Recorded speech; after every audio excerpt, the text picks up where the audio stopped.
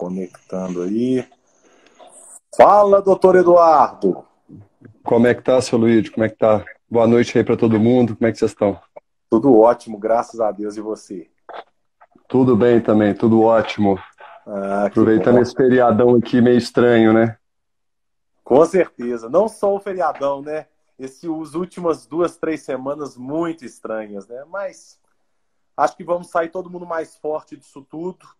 Eu sou muito otimista e tenho aprendido muito com tudo que a gente está vivendo. E espero que, né? Tem coisas boas aí, o home office, o teletrabalho, a produtividade. E quando a gente sair disso tudo, a gente vai aproveitar muito mais as pessoas que a gente gosta, nossos amigos, e vamos encontrar muito lá na sátira, se Deus quiser.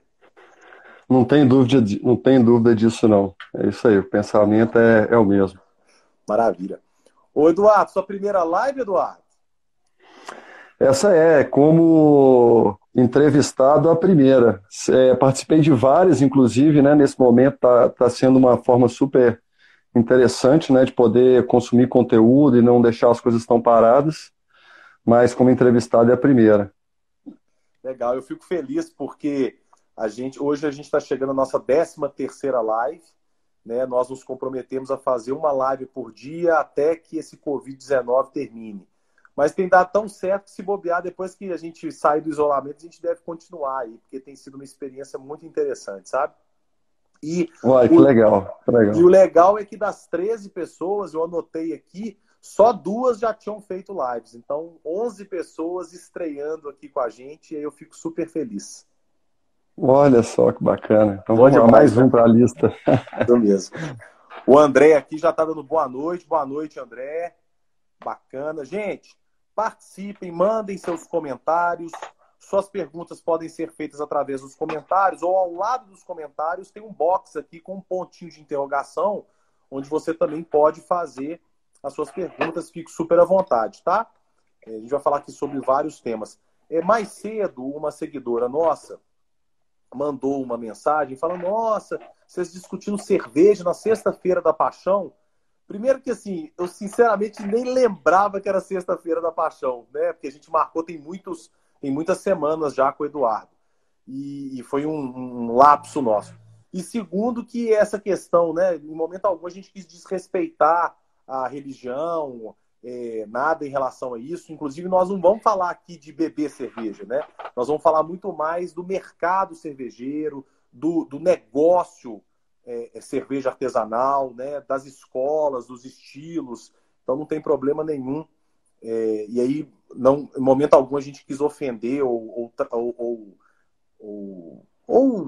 incitar um assunto que não é importante nesse momento. Acho muito importante.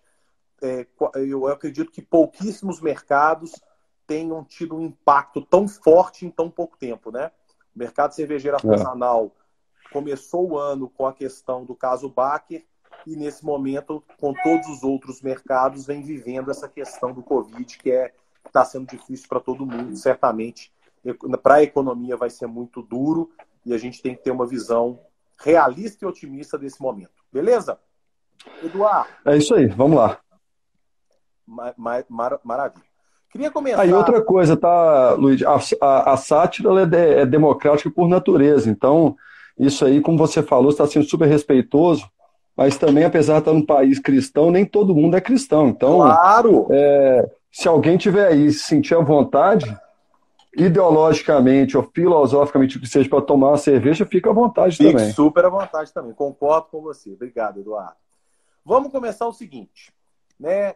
É claro que você não é um especialista em engenharia química, você não trabalhava dentro da Baker, você, né? Mas você entende um pouco mais, né, do processo do que uma pessoa como eu, né? Uma pessoa como a maioria das pessoas que está nos assistindo agora. O que você acha assim que ocorreu, né? A polícia já descartou sabotagem, mas assim, eu não quero que você entre muito nisso, porque é até delicado para você Aham. comentar. Mas o impacto disso, né? Como que isso impactou o mercado de cervejaria artesanal, principalmente as mineiras, a Baker aqui, nossa vizinha, né? Como que foi isso para vocês na Sátira? Olha, primeiro que foi uma surpresa, assim, enorme, um caso né, que com a seriedade desse da Baker, que teve né, desfechos gravíssimos. A gente está falando assim, houveram mortes, então acho que não tem nada mais grave do que isso. Então, assim, é muito triste, primeiro, pelas vítimas, né, e pelas pessoas que ainda estão com problemas relacionados ao consumo, teoricamente, da bebida, que tem gente ainda que está hospitalizada, tem pessoas que talvez vão ter aí sequelas para o resto da vida. Então, assim, é muito triste. Então, eu acho que o primeiro ponto é essa questão aí das vítimas, né, das pessoas, se eu não me engano, foram 6 ou 7, né, que morreram, mas as pessoas que tiveram problemas, estão hospitalizadas e tal, então, assim, é muito sério. E depois eu fiquei muito triste porque, apesar da Baker ser uma concorrente como qualquer outra cervejaria artesanal, né, do meio, independente, ela foi uma cervejaria pioneira em Minas, que ano passado, né, tinha acabado de conquistar o prêmio de melhor cervejaria do Brasil. Era a maior cervejaria independente de Minas, então era um case de sucesso de Minas que foi para todo o Brasil. Né? Então, assim, eu fico muito triste, né, num segundo momento, por ver por uma empresa, né, que carregou o nome de Minas, que espalhou e disseminou a cultura também da cerveja artesanal, tem um desfecho como esse, né, que está acontecendo, e a gente não sabe onde vai parar, né?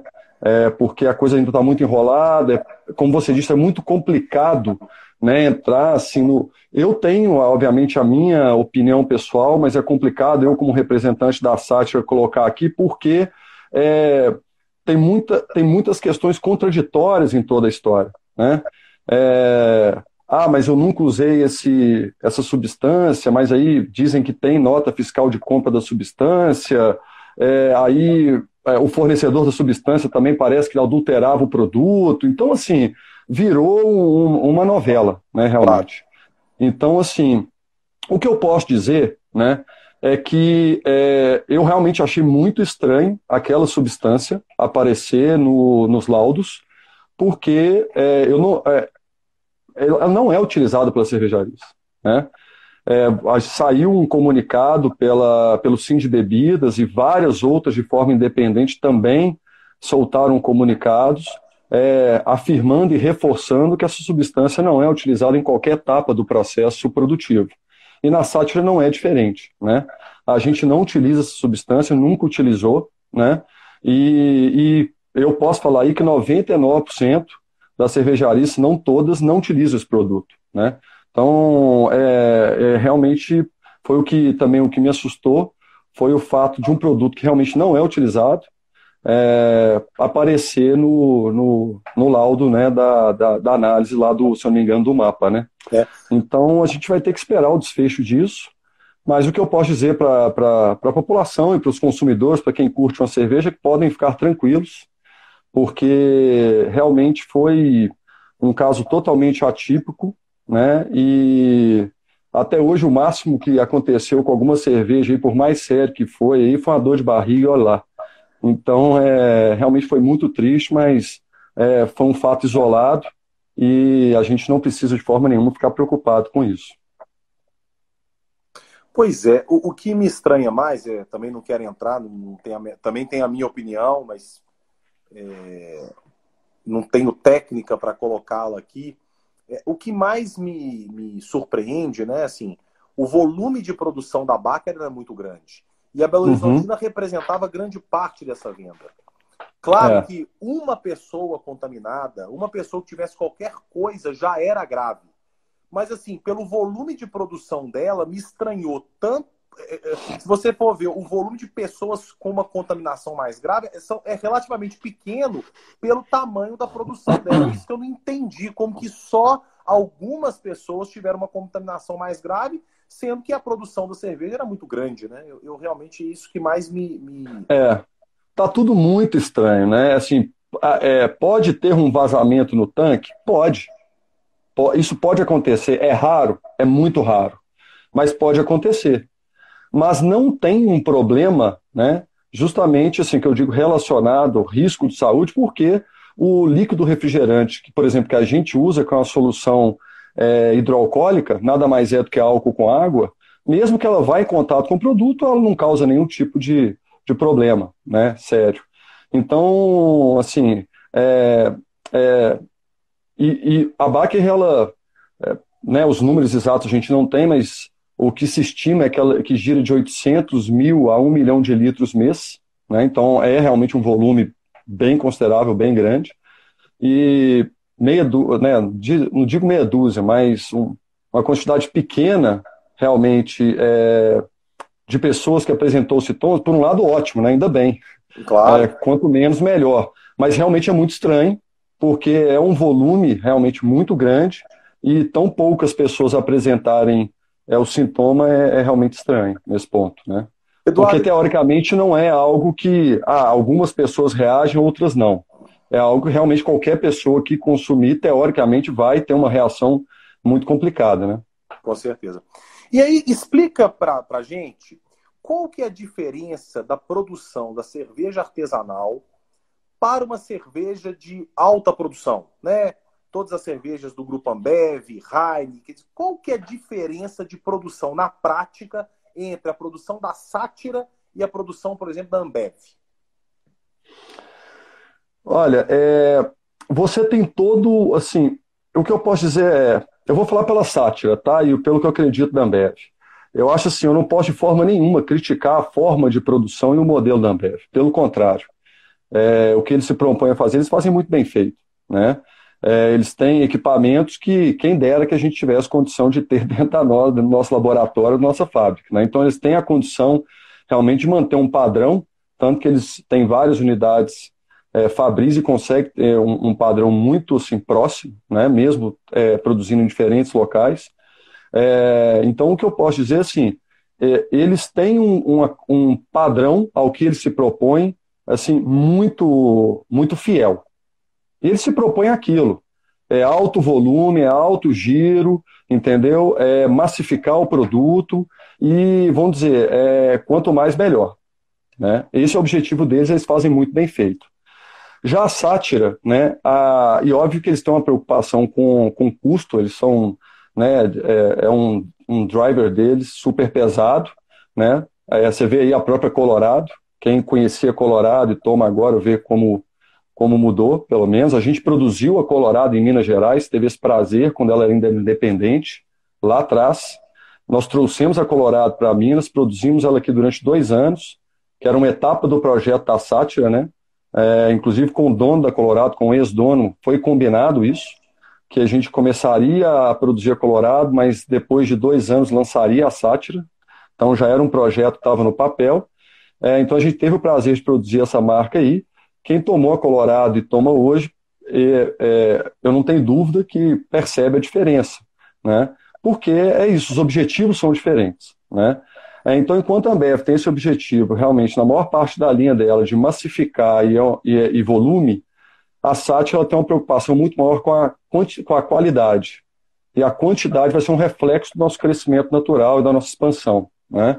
Então, quando eu digo, é realmente matéria-prima, a quantidade de matéria-prima que se usa, carga de malte, o lúpulo e por aí vai, o cuidado com o produto. O nosso produto, por exemplo, ele fica quase 100% do tempo em cadeia fria.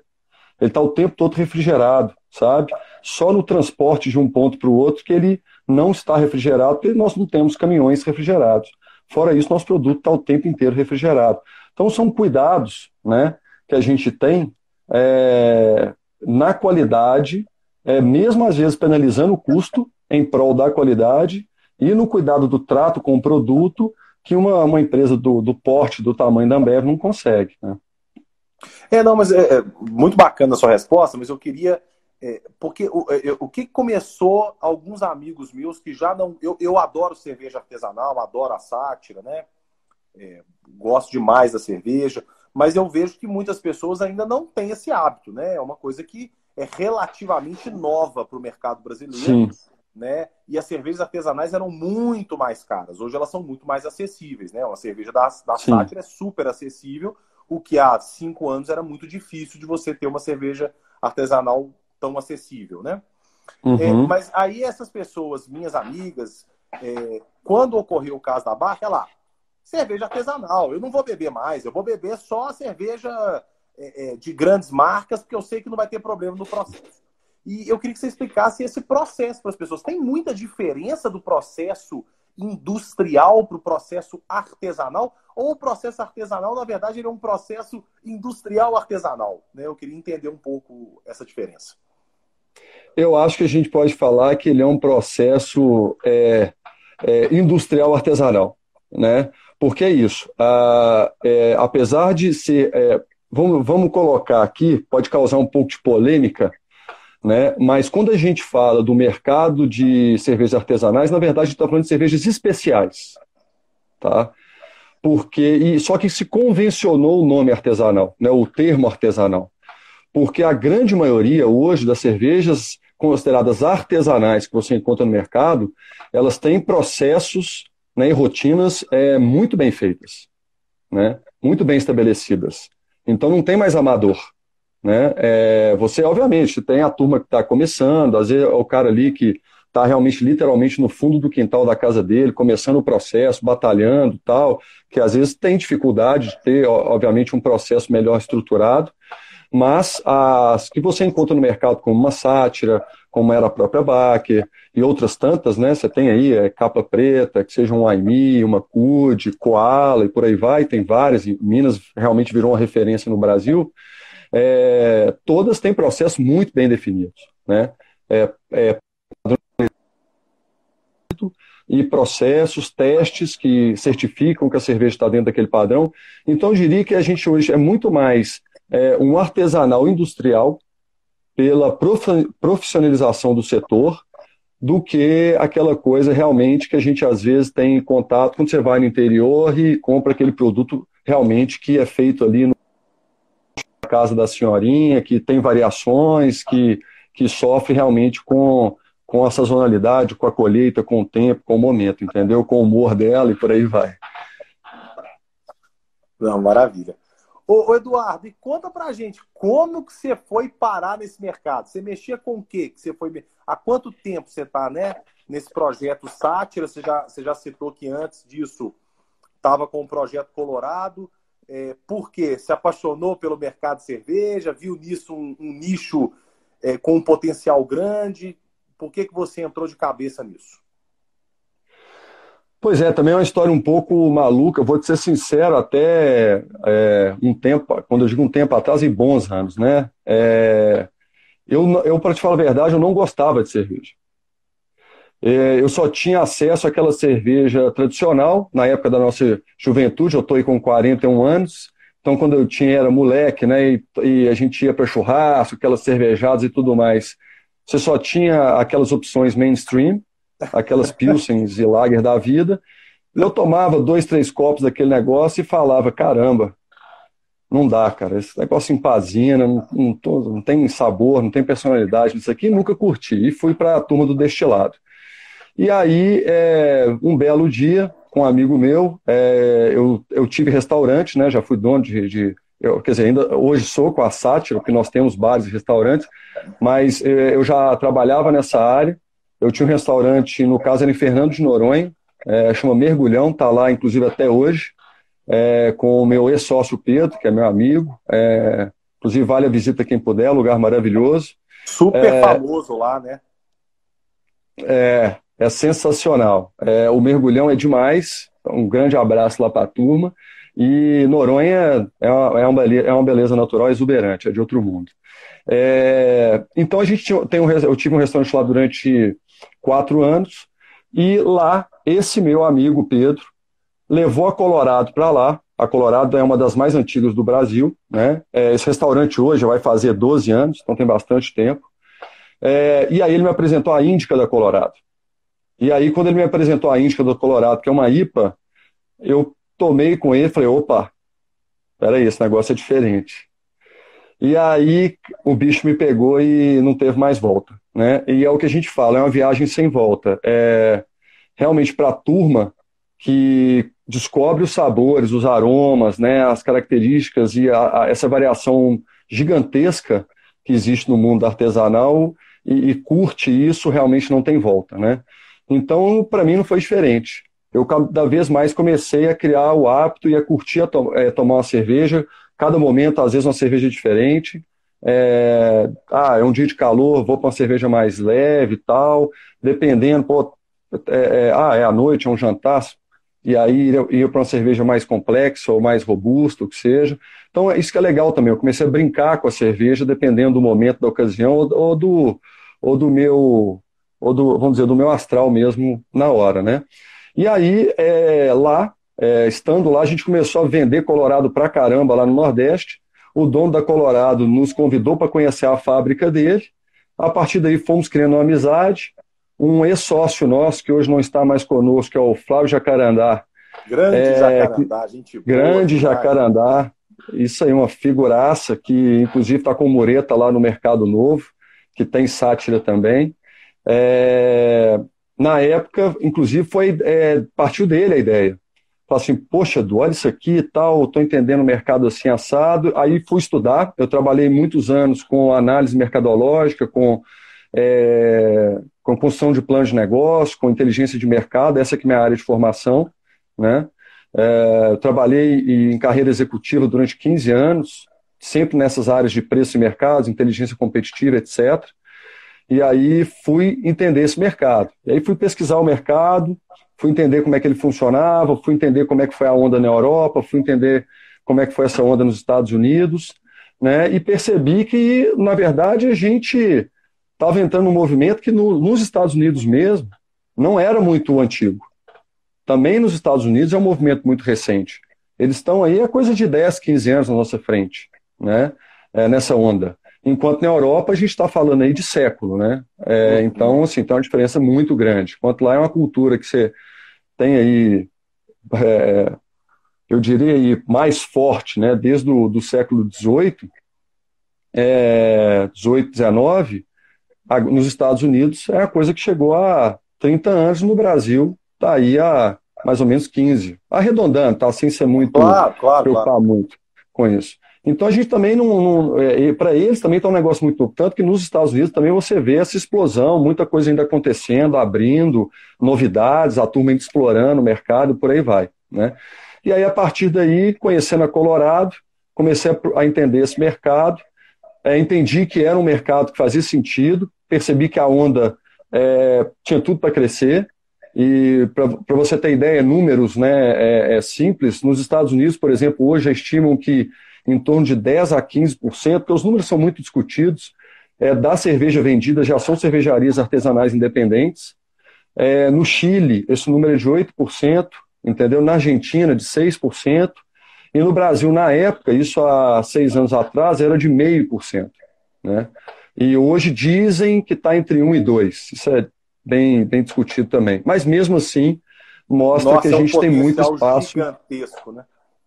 Exatamente, tem um potencial gigantesco. Obviamente que a gente tem toda uma questão aí de uma população que tem uma parte grande que, infelizmente, né, não tem a condição financeira que a gente gostaria para que tenha acesso a produtos premium e possa ter essa experimentação, mas tem ainda um caminho grande aí, porque mesmo, né, teoricamente, na população que tem a condição de adquirir os produtos mais caros, vamos dizer, você tem ainda uma parcela muito grande que não tem contato ou ainda está descobrindo a cerveja artesanal. É impressionante.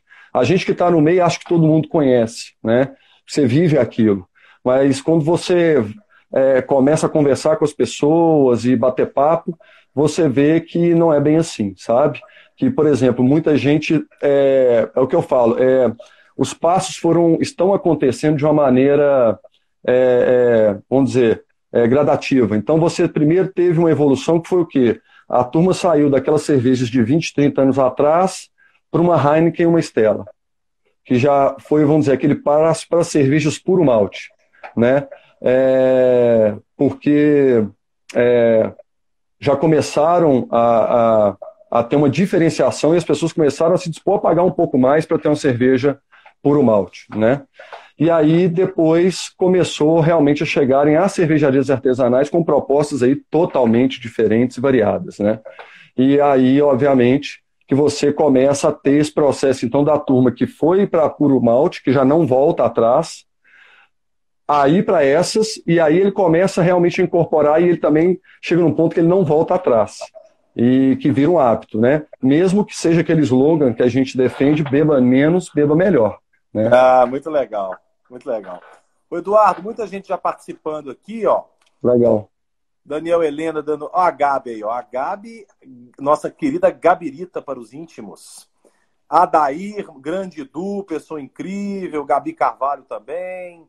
Trajano Iaiá, muito acolorado. Ó, o Flavinho Guerra tá perguntando: e cerveja artesanal sem álcool?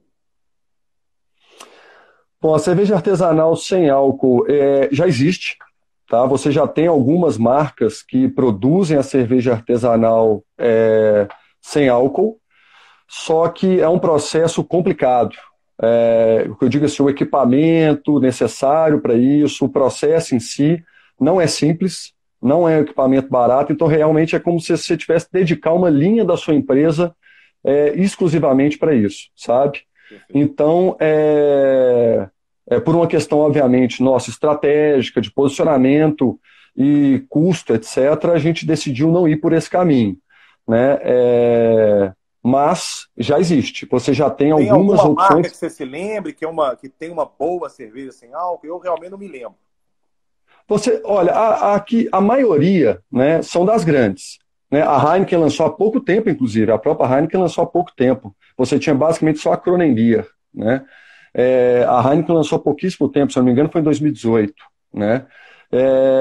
Você tem, se eu não me engano, a Lakeside, que é uma cervejaria que tem a opção sem álcool, e você tem no Brasil, acho que é uma ou duas, mas que agora eu não me lembro de cabeça. Mas são pouquíssimas, que é bem complicado. Eu sei até porque no Festival de Blumenau tiveram 2 cervejarias artesanais que levaram medalhas na categoria sem álcool, né? Cervejarias pequenas, né? Mas aí é aquele negócio, você pode às vezes construir todo um processo para isso, mas é um pouco complicado, né? Mas existe sim, tá? Perfeito. A Trajano Iaiá, a cerveja artesanal tem um certo preconceito, pois elas costumam ter um público bem específico por ter sabores mais apurados. Quer comentar? Olha, o que eu posso falar é que assim, é um processo, né? Aquilo, você está acostumado a tomar um determinado produto, né? A consumir um produto que tem características durante 20, 30 anos, que a turma que está chegando agora, né? Vamos dizer, a geração Z, né? Então, essa turma, que é a turma aí até 25 anos que seja, eles já entraram no mercado com muita opção e com muita variedade. Então, para esse pessoal, para essa geração, né, eu não acredito que isso vai ser um problema. Porque eles já vão, vamos dizer, construir o paladar deles com todas as possibilidades, sabores, de aromas da cerveja artesanal que está aí pelo mercado e hoje já bastante acessível, né, em relação a preço e acesso, que eu digo de ponto de venda, né, já tem para tudo quanto é lado. Agora, as gerações mais antigas, né, os baby boomers e por aí vai, mais a turma realmente que, vamos dizer, de 40 para cima, eles sempre tiveram basicamente uma opção. Na verdade, assim, eles tiveram opções de marca, mas só uma opção de estilo, né? Com variações muito sutis. E aí, às vezes, é mais complicado para ele se adaptar a uma personalidade da cerveja artesanal que às vezes é tão marcante, como as cervejas, por exemplo, as IPAs, né? Ou uma cerveja, uma Imperial Stout, que leva malte torrado, que aí você percebe realmente o torrado, um defumado bem assim, como é que fala? Suado, né? Presente, exatamente. Mas, por um lado, né, você tem sim, na cerveja artesanal, as cervejas mais leves, né, mais refrescantes, que cabem sim para esse tipo de consumo, da turma que estava acostumada a cervejas mais convencionais, sem qualquer tipo de, às vezes, característica mais marcante. Né? A Lager, uma American Wheat, como a própria Sátira tem, é uma cerveja de trigo, que inclusive é super legal, vale falar aqui, porque a cerveja de trigo sempre teve um preconceito no sentido de ser uma cerveja muito pesada, que empazina e tal.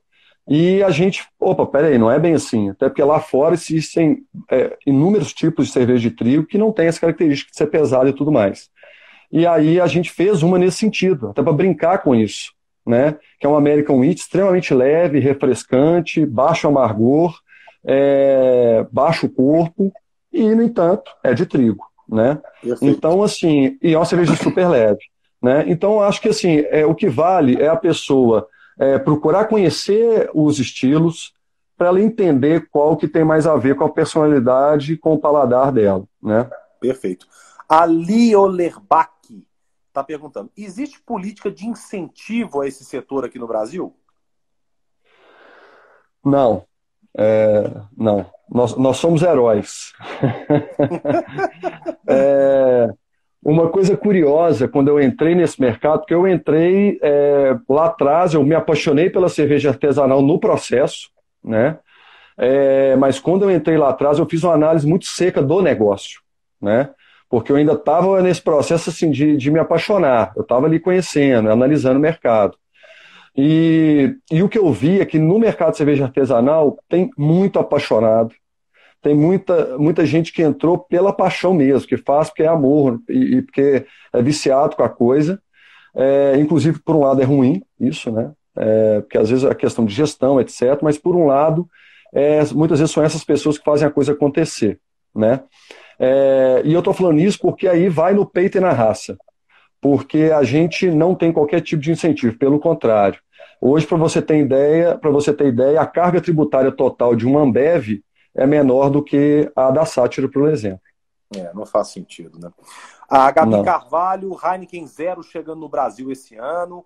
A Claudinha Cavalcante, Verati ganhou em Blumenau e a Mineira. A Poli Exatamente. Lacerda, uma ótima cerveja também. A Poli Lacerda, uma ótima cerveja, ganhou ano passado também. Ganhou também, né?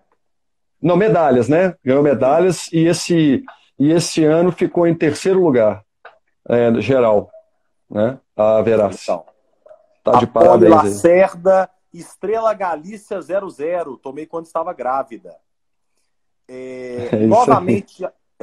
Novamente a Lio Lerbach participando aqui com a gente e fazendo uma pergunta que eu ia te fazer, que seria a próxima pergunta. Que bom que ela fez aqui, ó. Quais as tendências para esse setor e como a crise agora impacta, acelerando ou desacelerando estes movimentos? E aí eu queria entender de você, né, Eduardo? Tá duro para todo mundo, mas certamente para o setor de bares e restaurantes está duríssimo, né?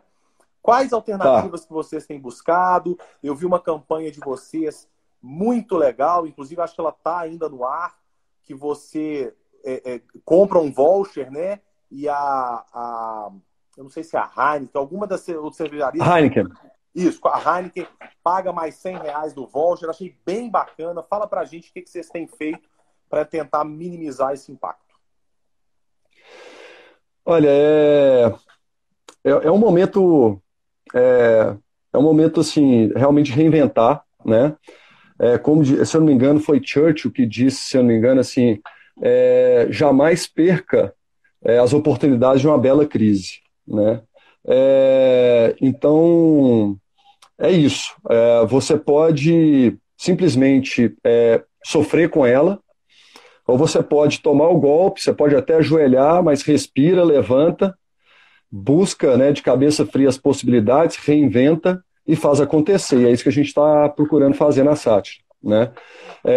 Tá muito difícil mesmo, porque o mundo não estava preparado para uma situação como essa, né? E aí eu não vou aqui entrar em mérito de criticar o governo disso, o governo daquilo, porque a gente pode criticar, ter cada um a sua ideologia, o posicionamento, mas o mundo não estava preparado. Não tem como ninguém, governo nenhum, de país nenhum, estar preparado para isso. Você tem, obviamente, alguns que agem mais rápido ou de uma maneira mais efetiva, mas preparado ninguém está, né? E também a população, né?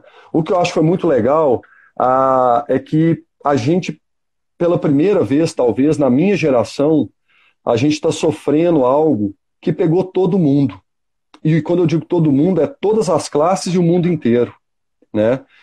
Então não teve distinção de classe, não há doença de rico ou de pobre, não é uma doença de raça ou de credo, ou quer que seja, alguma coisa relacionada a isso, e também não é de um país ou de uma região específica, né?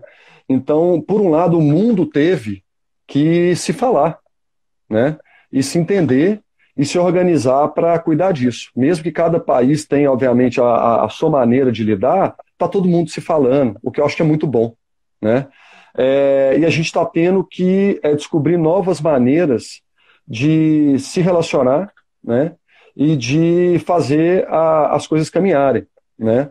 Então, assim, no caso da sátira, a gente, por um lado, foi legal, porque a gente tem uma estrutura profissional. Por um lado, a gente, vamos dizer, a gente pagou mais caro por isso, para poder se organizar dessa maneira, antes, às vezes, de ter um porte que às vezes fosse condizente com essa estrutura que a gente tem de back-office, né?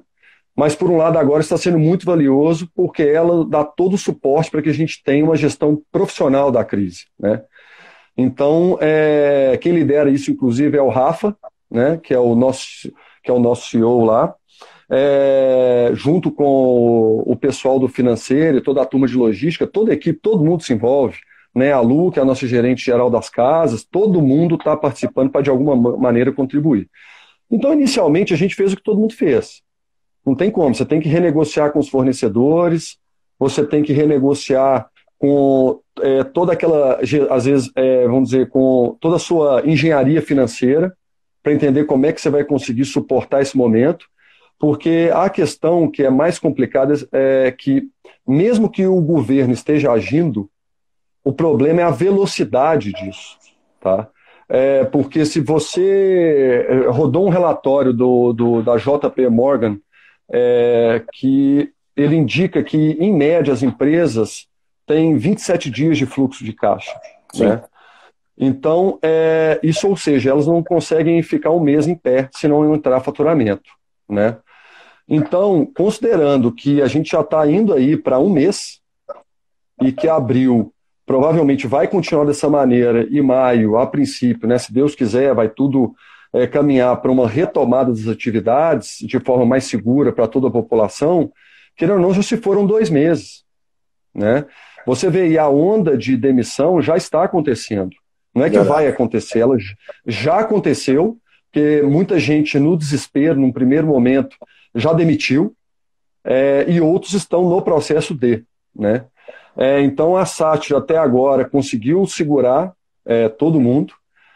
Num processo, obviamente, colocou a turma de férias e estamos, obviamente, acompanhando com calma todos os movimentos do governo, para a gente realmente se respaldar em todas as possibilidades que a gente tem de ajuda que possa vir do governo, para a gente preservar toda a equipe, né? Porque essa é a nossa vontade, porque foi a equipe que a gente veio construindo e tentando, obviamente, aculturar, e é muito treinamento, muita dedicação para poder construir esse time, e é claro que a gente não quer de forma nenhuma perder ninguém, né? E a gente está trabalhando para isso, mas é muito duro, né?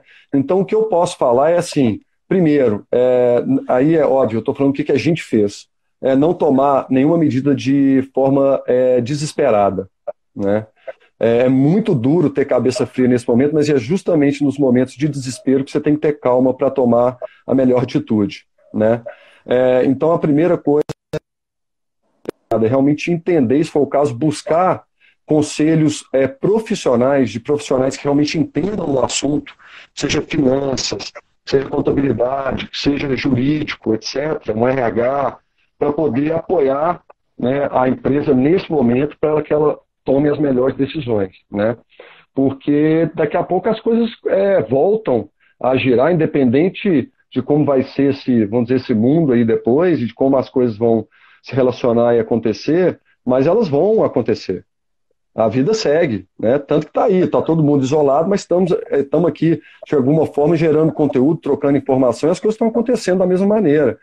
E quando isso passar, vão continuar acontecendo, né? Então, assim, o que eu digo é porque depois, quando as coisas voltarem, para que as pessoas não se arrependam pelas decisões que foram tomadas. Então, assim, a gente renegociou com todos os fornecedores, as casas estão fechadas, férias coletivas, renegociamos o aluguel com a turma, né? Então é uma hora também de todo mundo ser solidário, com todos os prestadores de serviço.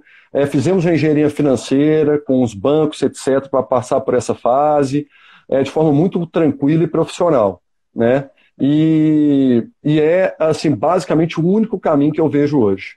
Porque, Perfeito. senão, as atitudes esperadas, basicamente, é demitir todo mundo. Só que aí depois, né? Com certeza. Então, é muito complicado, é muito difícil, mas é a hora que a gente tem que ter calma. As pessoas ainda têm a opção de pedir o delivery Sátira ou o delivery nesse momento não está funcionando? Não, como a gente não tem uma estrutura adequada para delivery, a gente preferiu não fazer. Para não colocar ninguém da nossa equipe em risco, para não colocar os nossos clientes em risco. Então, como a gente não tem uma área dedicada a delivery, a gente preferiu não fazer nada enjambrado, não adaptar e realmente passar por esse momento sem o canal delivery. Mas a gente tem o Disque Shop. Eu sei que é complicado, nesse momento de isolamento, mas, né, quem tiver aí, às vezes está a família, né, ou o camarada é bom de copo, fica à vontade aí de pedir um barrilzinho para poder curtir esse isolamento na boa aí no final de semana. Maravilha. A Jana está falando aqui, ó, é na crise mesmo que as chances de demonstrar inteligência do negócio não será fácil nunca. Você disse bem, Eduardo, não perder os profissionais bons, responsáveis, treinados e preparados, mas vai passar e vamos precisar dessa equipe. É isso aí. A Paty está falando que diz que chopp é vida.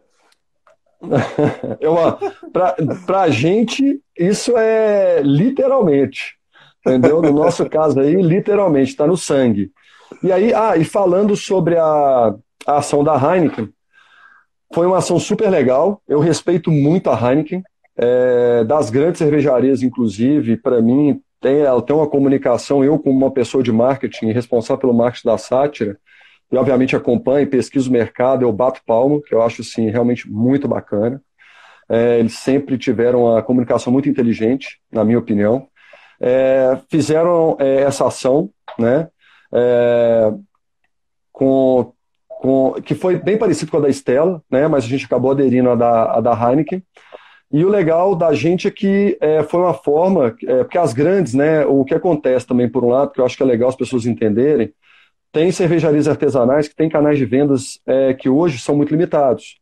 Por exemplo, a Sátira, o canal de venda dela, a estratégia dela é via ponto próprio, casa própria. Então, nesse momento que o comércio está fechado, eu realmente tomo uma porrada enorme, né? Agora, as grandes, elas ainda têm os supermercados e outros canais. Claro que elas tomam também um baque, porque tem um volume muito grande que elas giravam nos bares, restaurantes, etc., mas elas ainda têm um canal muito forte de venda, que são os supermercados e outros comércios, né, de necessidade que continuaram abertos, né? E, obviamente, são empresas que têm um poder financeiro, uma capacidade de caixa gigantesco. E aí o legal é elas usarem isso a favor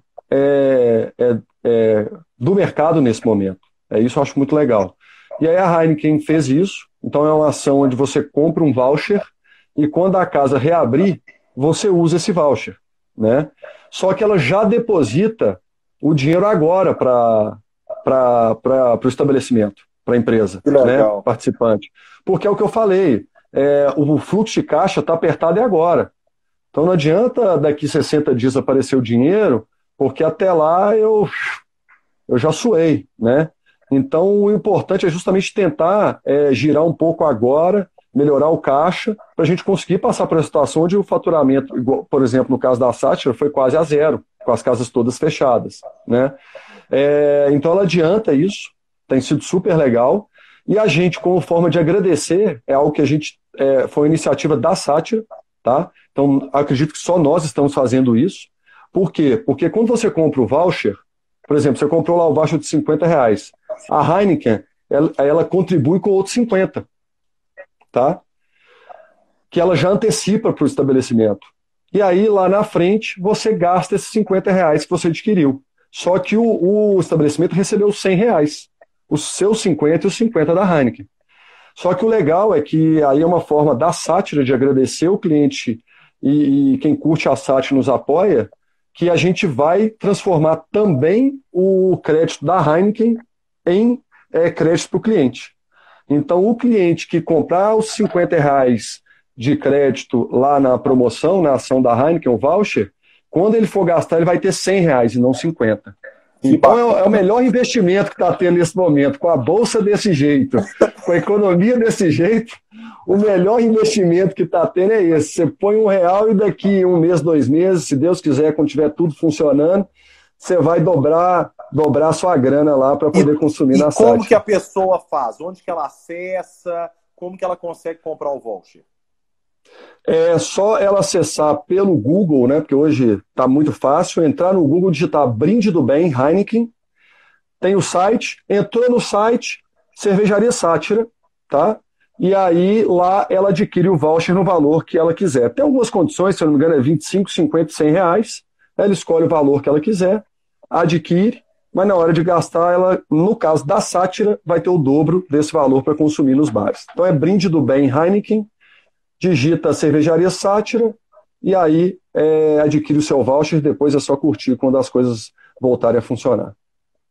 Maravilha, Eduardo. Nós já estamos começando aí para o final da nossa live, mas tem muita pergunta, muita interação, nós vamos continuar mais um pouquinho aqui. A Gabi está falando... Legal, estou à disposição. Mas latinhas sátiras no Supernosso estão salvando. Você disse que o modelo de negócio da Sátira são casas próprias, né?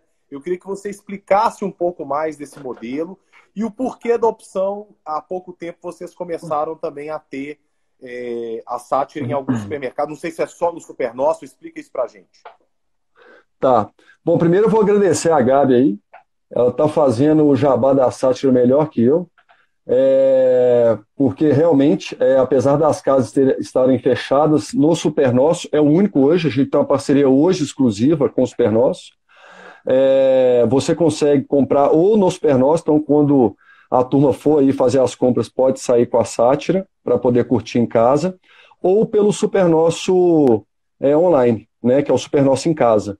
Então você também pode, para quem não quer sair de casa, mesmo para essas necessidades básicas, né, de compra de supermercado, etc., e quiser adquirir uma Sátira, ela pode fazer pelo Supernosso em casa, através do site, né?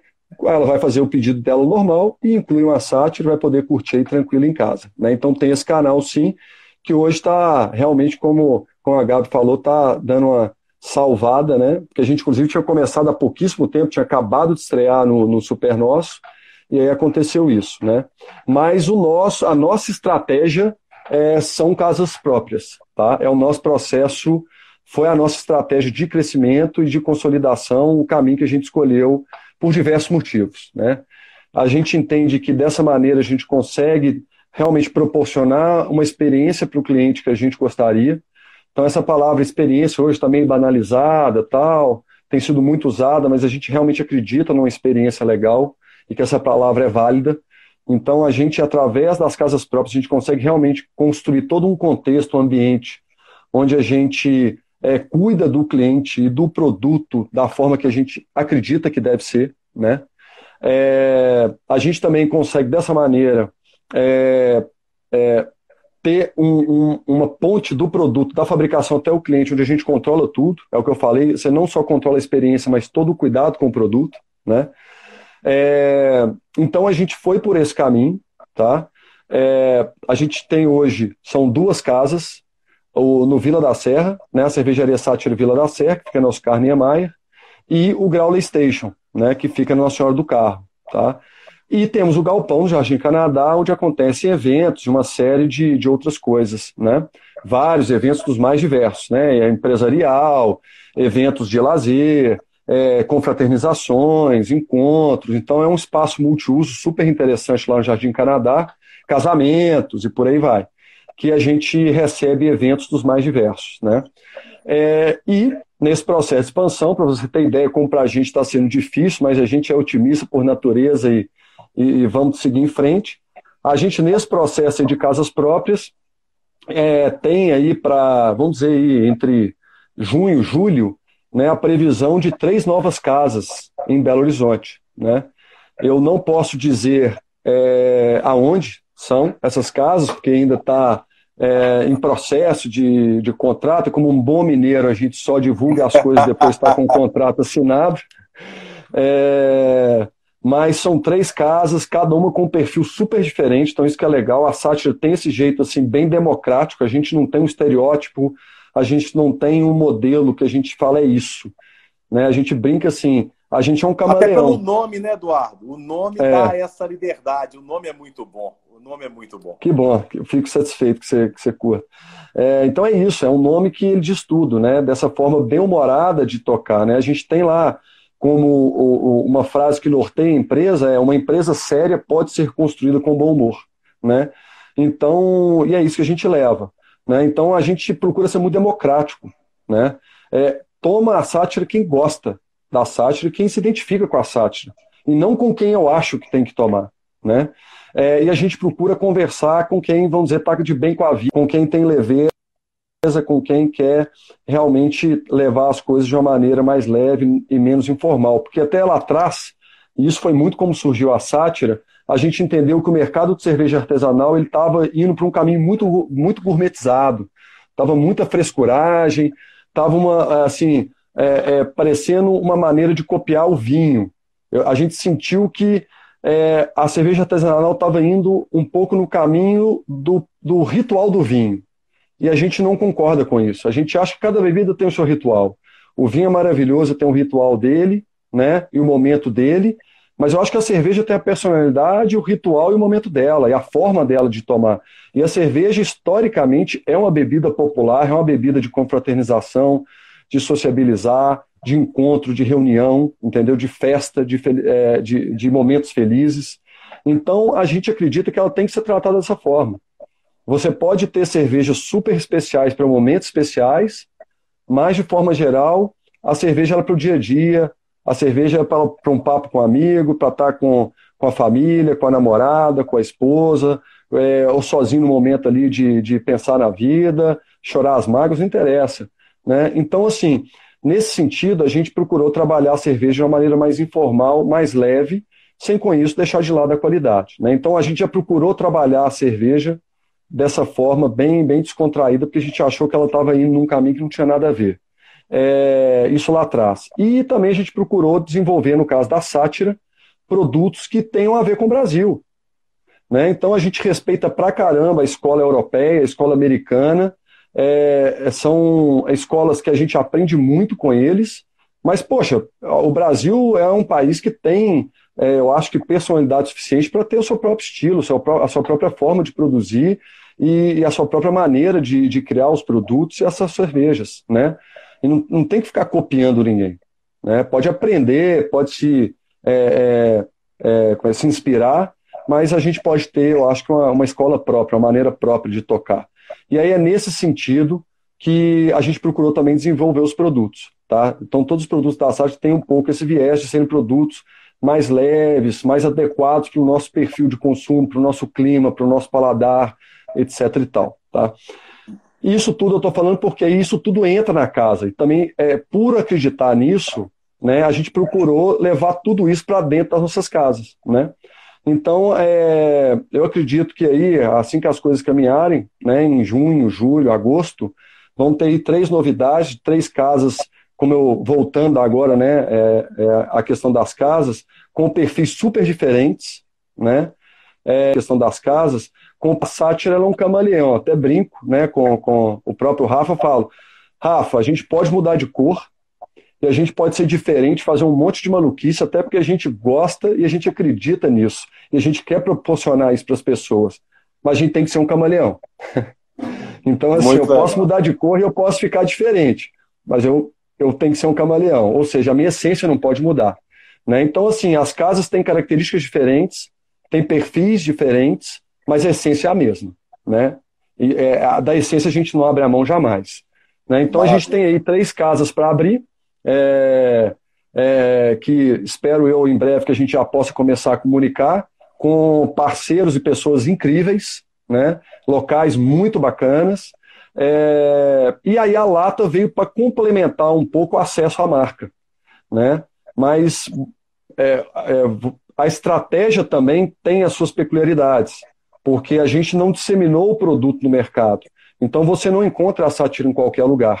Tanto que hoje a gente só está no Super Nosso e um outro parceiro pontual que a gente já tinha um relacionamento ou por algum motivo especial tem um relacionamento com aquele parceiro, né? Então a gente não tem intenção de atender em larga escala varejo, né?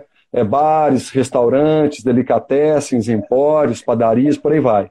Então vai ser de forma muito pontual, poucos e bons, até para que a gente possa ter um controle melhor, né, desse produto também, para que a gente possa ter ações mais organizadas com os parceiros e porque também, obviamente, através da lata a gente consegue crescer, né, aí eu digo regionalmente, geograficamente, de uma maneira mais rápida, coisa que com casas próprias e com o próprio chopp, no caso, no barril, que tem toda uma dificuldade de logística, de retorno do barril.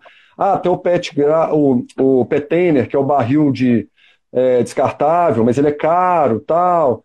Então tem toda uma logística que é bem complicada, né? Tanto que dizem que o ideal é você trabalhar o chopp num raio de no máximo 200 quilômetros do seu ponto de produção. Hoje isso já aumentou, mas é bem complicado. Então a lata é uma maneira também da gente começar a ir para outros mercados, a dar cara em outros mercados, porque a nossa ideia é em 2021, né, 21, 22, já começar a atuar em outros estados, já sair de Minas e começar a levar um pouquinho de Minas para outros estados. Muito legal, Eduardo. A Cláudia, kkk, 3 meses de chopp aqui em casa. A FP Oliveira, quando vai vir visitar o Sonec, meus amigos Pedro, João e Rafael? A Trajane Ayala, 1.000 litros de chopp, melhor opção para a quarentena. Somos de Conselheiro Lafayette, aqui sofremos muita falta de cervejas artesanais de excelência. Sobre a questão da Heineken, também acho necessário e adequado. É marketing puro? Sim, mas são maneiras de reinventar e manter a roda girando. Eles dependem dos bares também. A Gabi, muito legal essa parceria, já comprei meu voucher.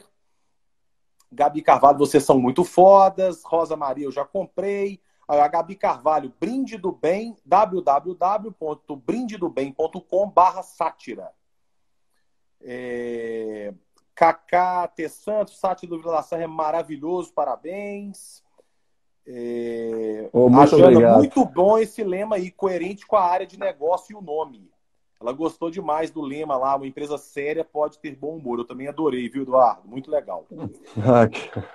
BH Cerveja é exatamente isso que a gente gosta. Bom, estamos finalizando. Cara, só te agradecer. Foi ótimo papo, muito bacana. Exploramos vários assuntos. Queria que você finalizasse. A gente só tem aí 2 minutinhos, porque a live só tem 1 hora. Nossa live foi com 1 hora, Eduardo. Nós falamos. Caramba, nem vi passar. Pô, cara, nem sabia que eu falava.